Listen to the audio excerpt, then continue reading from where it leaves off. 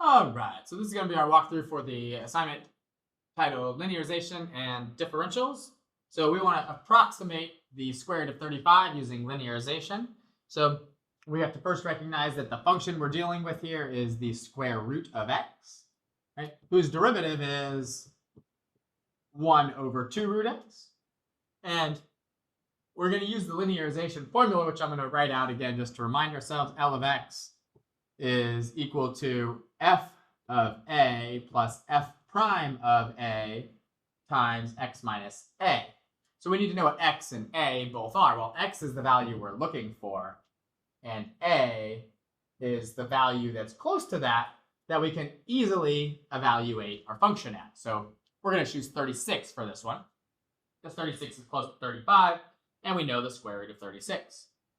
So we should be able to say that the square root of 35 should be approximately equal to L of 35, which will be f of 36, so root 36, plus f prime of 36, so 1 over 2 root 36, times x minus a. And so what that gives us is just 6, and then plus negative 1 over 2 times 6, or 6 minus 1/12. Well, that'd be 72/12 minus a 12th, which would be 71/12.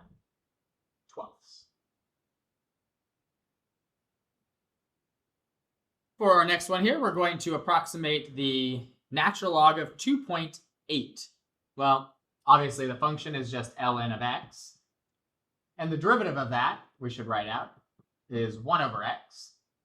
And a number that's close to our x value of 2.8 that we know how to take the natural log of would be e. Right? E is very close to 2.8. And we know that the natural log of e is 1. So the natural log of 2.8 should be approximately equal to our L of 2.8, which is going to be f of a, so the natural log of e, plus f prime of a, so 1 over e, times x minus a, so 2.8 minus e. And so we end up with 1 plus 2.8 minus e over e, which we should be able to simplify to 1 plus 2.8 over e minus e over e. Well, e over e is just 1, so we've got 1 minus 1, so this just approximates down to 2.8 divided by e. Our next one asks us to approximate the sine of 0.1. Well, clearly the function is going to be sine of x, and the derivative is going to be cosine of x. The x value is going to be 0.1, but the a value will just be something close to that, that we know how to evaluate sine at, which would be 0.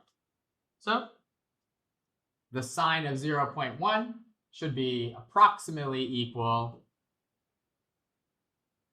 to f of a, so sine of 0, plus the cosine of 0 times x minus a, or 0.1 minus 0. So it should be approximately equal to 0 plus 1 times 0.1, which would just be 0.1.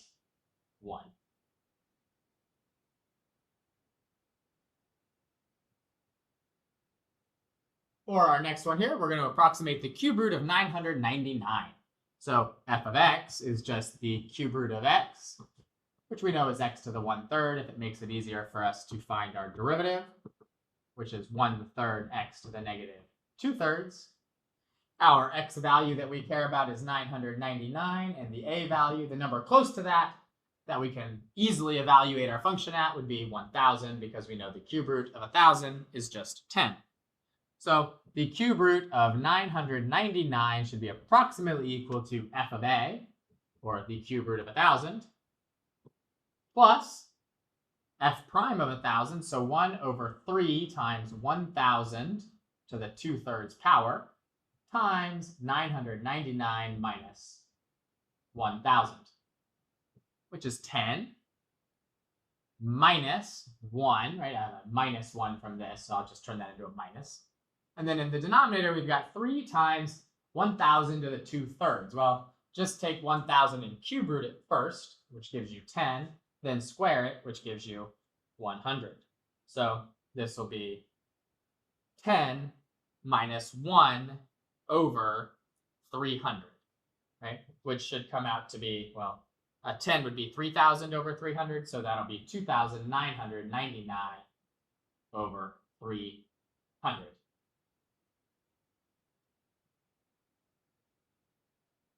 For our next one, we want to find the tangent of 0.8, right? And we'll obviously use the function tangent. F of x is going to be tangent x. And f prime, of course, the derivative of tangent is secant squared of x. The x value that we're talking about here is 0.8, but our a value needs to be something that we can evaluate tangent at that is close to 0.8. Well, 0.8 is about, it's 8/10, which is kind of close to 3/4. Also kind of close to 3/4 would be something that's close to 3, which would be pi, divided by 4. So let's use a is equal to pi over 4. So our tangent of 0.8 should be approximately equal to f of a, so tangent pi over 4, plus f prime of a, so secant squared of pi over 4, times x minus a. Might as well use a bracket there since I just used it on the left side. The tangent of pi over 4 we should know to be 1. The secant of pi over 4 is root 2, right? So secant squared of pi over 4 is just going to be 2. So we have plus 2 times 0.8 minus pi over 4. Well, we can simplify this down, right, a little bit here if we want, right? 1 plus 2 times 0.8 is 1.6, and plus 1 would be 2.6. So we got 2.6 minus 2 pi over 4, or 2.6 minus pi over 2.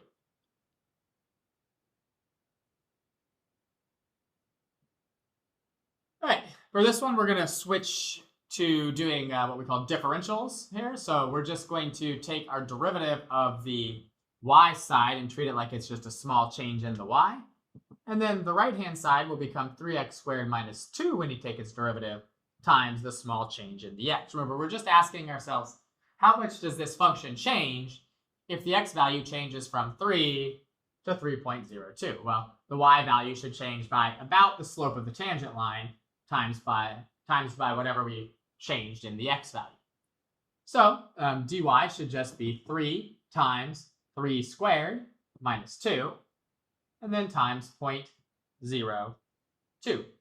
Well, 3 squared is 9, times another 3 is 27, minus 2 is 25. So we got 25 times 0.02, which is just 0.5, 1/2. So the y should change by about 1/2. We'll do the same thing here. dy should be equal to the derivative of this, cosine of x squared minus 1 times the derivative of x squared minus 1. And then, of course, we got to multiply that by the dx. So dy should be 2 times x times the cosine of 1 squared minus 1, which is 0, times the dx of 0.01.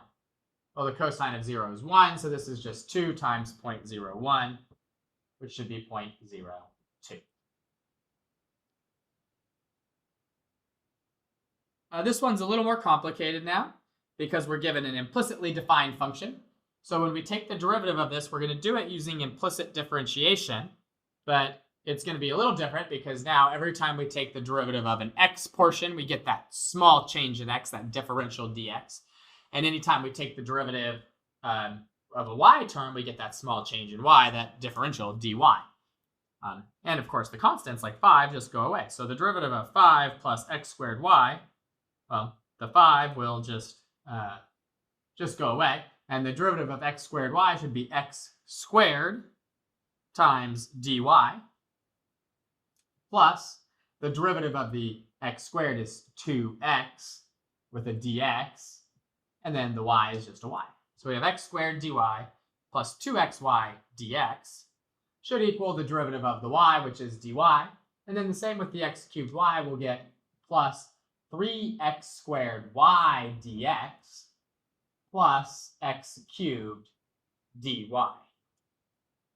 And from there, we should be able to solve for our dy term. So I'm going to get everything that has a dy.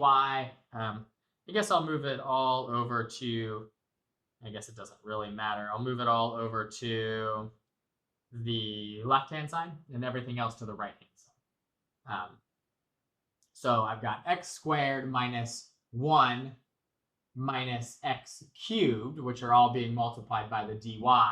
Now on the left side, if I subtract that over and subtract that over. And on the right-hand side, I've got 3x squared y minus 2xy, when I bring this term over, all being multiplied by dx.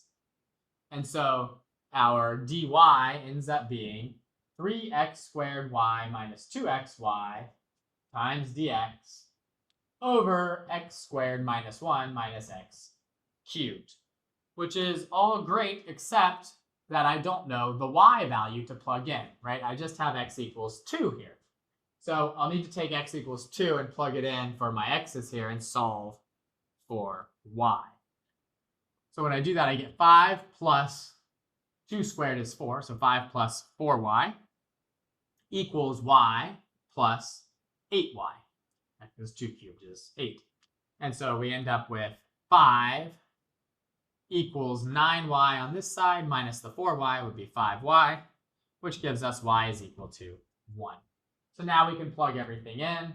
dy should be equal to 3 times the x value of 2 squared times 1 minus 2 times 1 all over x is 2, so 2 squared minus 1 minus 2 cubed. And looks like, we don't want to forget here also our dx, which is negative 0.02. And so all of that nice little arithmetic there in the numerator, right? The 3 times the 2 squared is just going to be 4 times 3 is 12, minus the 4 is going to be 8. So we've got an 8 in the numerator times the negative 0.02. That's going to be 8 times negative 0.02 will be negative 0.16. And in the denominator, we've got 4 minus 1, which would be 3, minus 8, which would be negative 5. The negatives can cancel. And negative 16, or sorry, negative 0.16 over negative 5, right, is just 0.16 over 5. If you wish, you can move your decimal over and reduce that fraction, or you can just do the log division on that. It doesn't really matter.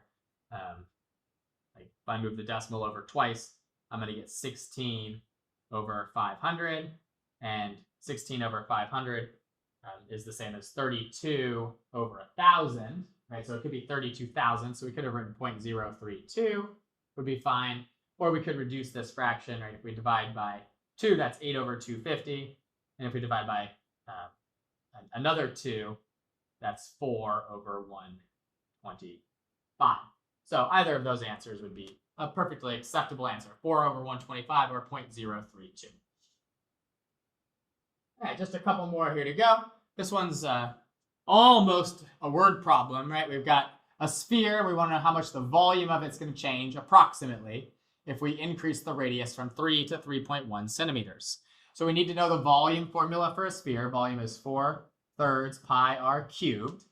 Right? So volume is 4/3 pi r cubed. Then dV should be 4/3 times 3, right? Which would just be 4 pi r squared times dr. And our r value is going from 3 to 3.1. So r is 3 and dr is 0.1. So the approximate change in the value of the volume is 4 pi times 3 squared times 1/10, right? Which is just 36 pi times 0.1, or 3.6 pi centimeters cubed, because this is a volume. And our last one here is we want to know how much the area of an equilateral triangle is going to decrease if the lengths of the sides all decrease from 9 to 8.8 inches. So we should know that the area of an equilateral triangle is s squared root 3 over 4, which looks like it might be annoying to take the derivative of, but it's really not, because root 3 over 4 is just a constant. So really we just do the derivative of s squared, which is 2s, and then times root 3 over 4 times ds. So really that's just s root 3 over 2. Right? So dA is just s root 3 over 2 times ds. And our value for s, of course, is 9. And our ds value is negative 0.2 because we're going down to 8.8. So we just end up with 9 root 3 over 2 times negative 0.2. If we're going to simplify that down, right, negative 0.2 is the same as negative 2/10, right? So this is 9 root 3 times negative 2 times 2 times 10, right? And so the 2's will just cancel, and so we end up with negative 9 root 3 over 10. And this was an area in inches, so inches squared. And that is the last problem here on our linearization and differentials homework walkthrough.